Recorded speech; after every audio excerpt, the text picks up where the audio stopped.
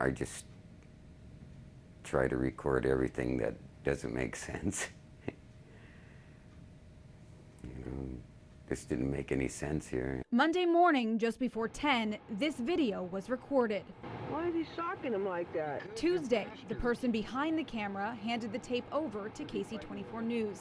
And with that, began an internal investigation of the two Fresno police officers seen here. And they grabbed him and threw him to the ground. I saw him being brutally beaten because he didn't want to listen to them. In the matter of seconds, the man, 52-year-old Glenn Beatty, is hit 4 times in the face.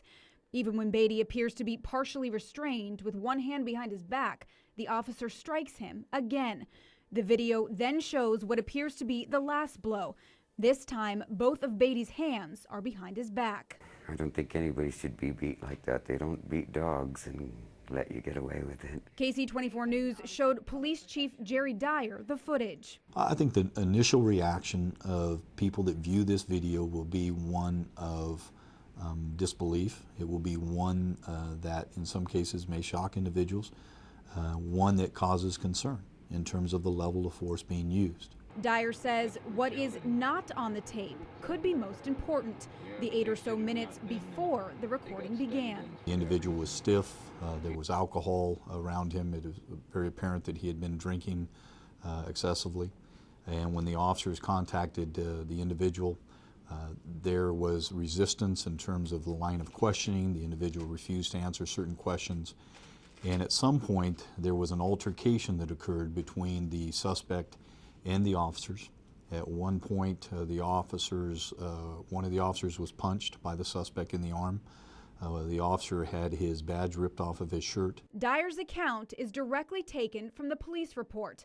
The report the 2 officers involved wrote themselves. The shooter, who admits to not being on the scene when officers first approached Beatty, has a different take. Before the camera went on, I saw him. He had already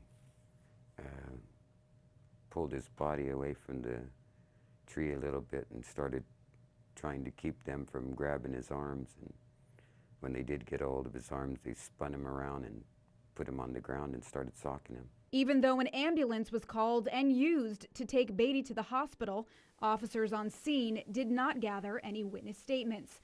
Chief Dyer says that will be done now. What is important to us, though, is to allow all of the evidence to be brought into this case, any witness statements, all the actions that led up to the video being taken before an official opinion is formed. Because I don't think anybody deserves to be beat like that, even if they are being arrested.